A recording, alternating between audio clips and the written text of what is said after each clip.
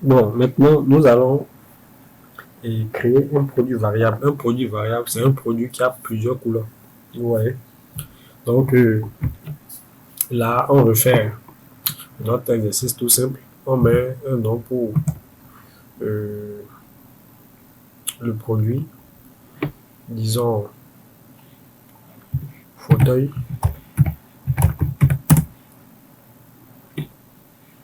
fauteuil, fauteuil en velours, par exemple.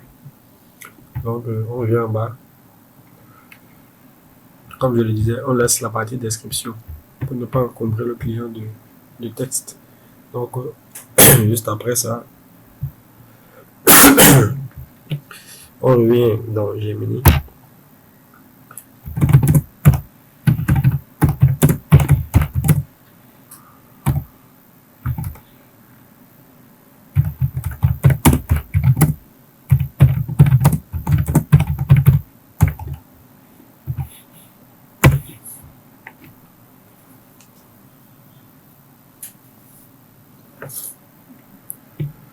Donc là, on va rapidement générer une description qu'on met au niveau de la partie code description. Donc après ça, vous voyez, le tout se joue ici en fait. Au niveau de la partie données du produit. Au lieu de produit simple, nous allons venir chercher produit variable. Donc, dès qu'on choisit les produits variables, voilà ce qui se passe.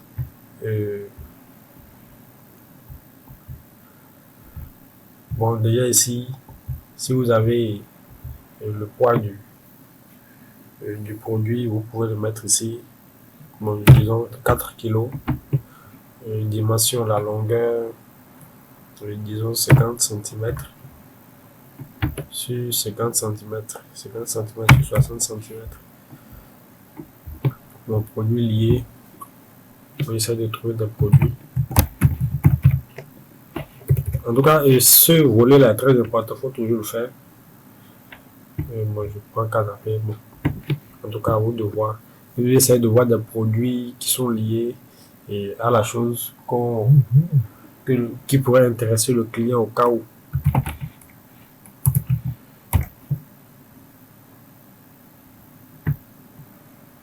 Donc, vous en prenez minimum 3, maximum 4. Vous voyez qu'à chaque fois que je vais ça charge ici. Donc, bon, après ça, on a nos 4 produits. Maintenant, on vient sur la partie attributs. Et l'attribut, c'est le volet, est-ce que c'est couleur ou même type de matériau? Donc, si par exemple, vous avez le même fauteuil en velours ou mais si c'est en cuir, vous pouvez créer ça, ici. Je prends un exemple tout simple. Si par exemple le produit c'est le truc c'est du cuir, vous créez cuir ici, en cuir.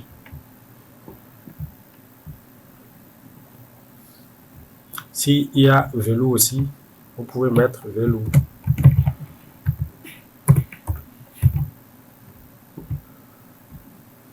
Et aussi, si par exemple il y en a en tissu simple, vous créez tissu.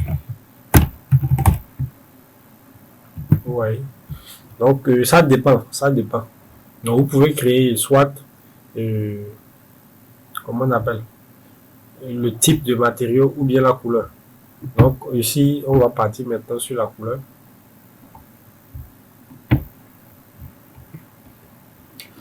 Ouais, donc on peut à la fois créer le type de matériau et couleur. Maintenant, si c'est le même type de matériau que les couleurs sont juste différentes, vous supprimez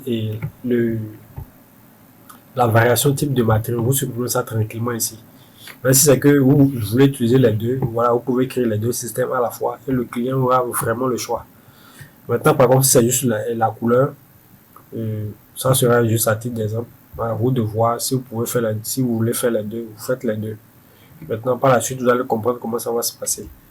Et si c'est type de matériau, bon, on va aller sur couleur simplement. Donc, je supprime le type de matériau. Maintenant, on va partir sur la couleur. On va créer une valeur. Donc, première couleur, blanche.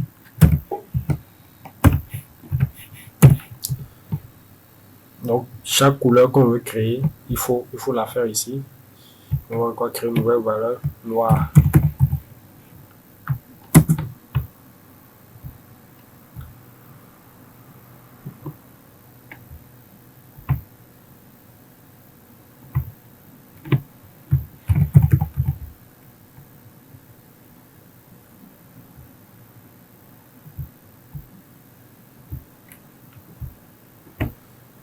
Ok, noir. D'accord. Donc, comme vous voyez là, comme c'est apparu là, c'est parce que j'avais déjà enregistré ça une fois dans le système que ça apparaît. Donc, quand tu écris le nom une seule fois, ça vient directement. Donc, déjà, on a nos trois couleurs et j'enregistre directement. Surtout, cette case doit rester cochée pour pouvoir gérer la suite. Donc, dès qu'on enregistre nos attributs, les attributs, c'est, il faut d'abord créer et comment tu veux que le truc s'appelle. Quand c'est les couleurs, il faut choisir couleur et puis vous créer les couleurs. Voilà. Et maintenant, on vient sur variation. Maintenant, la partie variation est liée à ce qu'on vient de faire au niveau des attributs. Maintenant, je fais gérer les variations. On peut le faire automatiquement, cliquant tranquillement sur gérer les variations et le système va tout créer pour vous. Voilà. Donc, dès que le système a tout créé comme ça a créé blanche, jaune, noir. Maintenant, dans le volet, au niveau du couleur blanche par exemple, il faut venir sur modifier.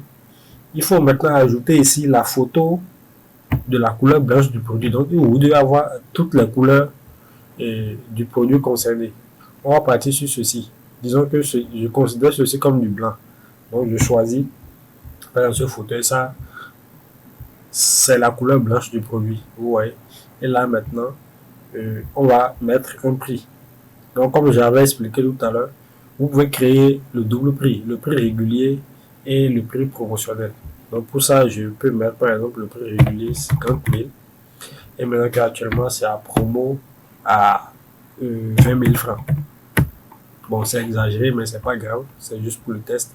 Donc, voilà. Et puis ici, vous mettez le poids du produit. Je mets 5 kg 50 pour la largeur et bon, 50-60 comme j'avais fait tout à l'heure. Et puis voilà quoi. Donc vous n'avez pas besoin de vous fatiguer pour la description. Donc juste après avoir fait ça, vous êtes bon. Vous passez directement au suivant. Donc le volet le plus important c'est si vous trouvez que le prix et les prix sont pareils, vous laissez la partie prix tranquillement. Mais si le prix varie en fonction de la couleur, vous pouvez gérer ça ici. Vous voyez. Donc, généralement, je conseille pour les produits qui ont différentes couleurs de ne pas mettre des prix promotionnels. Il faut juste mettre le prix régulier. Là, quand le prix est différent selon la couleur, directement quand le client clique sur la couleur, ça lui met le prix qu'il doit payer pour voir cette couleur. Donc là, il faut toujours vérifier que le produit est en stock. Et puis voilà. Donc dès que c'est fini, vous faites le même exercice pour chaque produit. Donc on vient, bon, je ne vais pas faire le jaune. Et on va faire le noir, par exemple. Le noir, je choisis la photo. Je suppose que ceci c'est du noir. Je mets. Donc pour pouvoir mieux vous expliquer tout à l'heure. Si c'est le même prix, bon, je mets 20 000 francs. Si le prix est différent, je mets aussi. Bon, on va faire un essai. Par exemple, je dis que la couleur noire est à 25 000. Voilà. Kilo, je mets 5 kilos, 50 sur 60. Voilà, c'est bon, on est bon.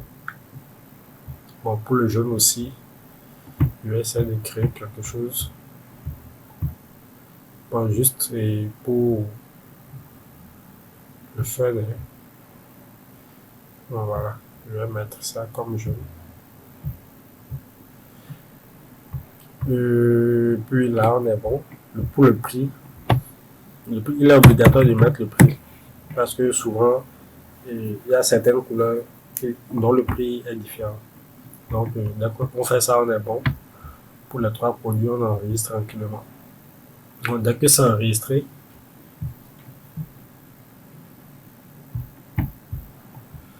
Voilà, nos trois produits sont là. Et je crois que c'est déjà bon, il ne reste plus rien. Donc quand le produit est variable, chaque couleur a son prix. Mais si c'est le même prix, vous mettez le même prix à chaque fois, et puis c'est tout. Donc vous n'avez plus rien à faire en plus. Maintenant, il faut revenir sur la partie et l'image du produit. Donc, il faut mettre maintenant l'image phare pour que quand la personne vient, c'est que voilà le meuble que je vais acheter.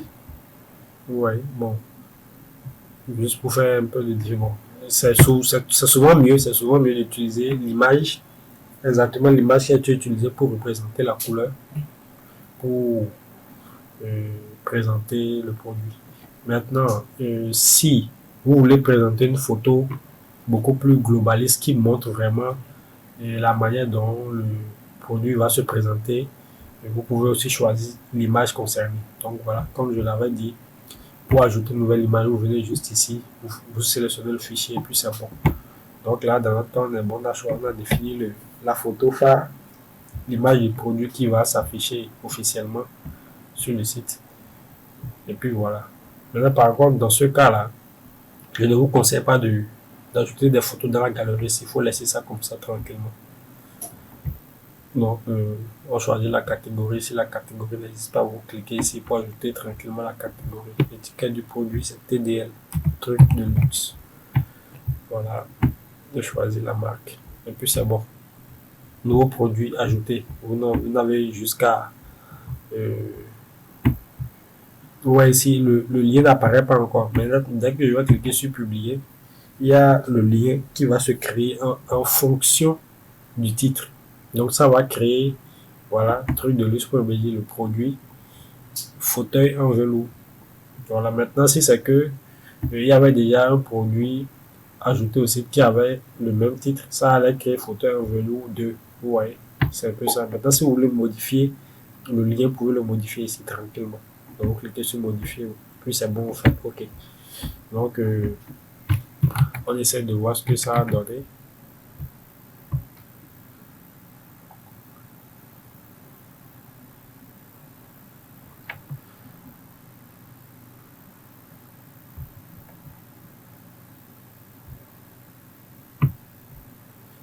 Donc voilà notre produit qui est là.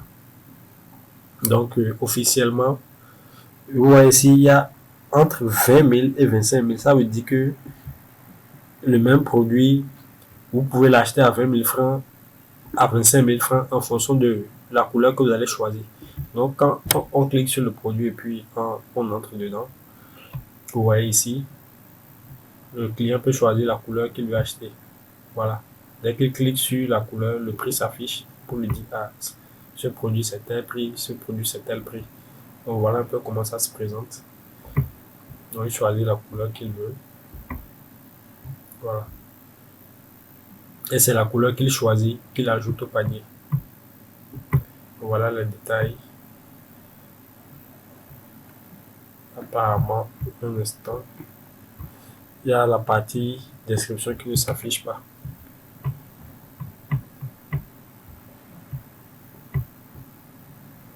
On a mis la description en temps normal. Est-ce que c'est pareil pour ceci?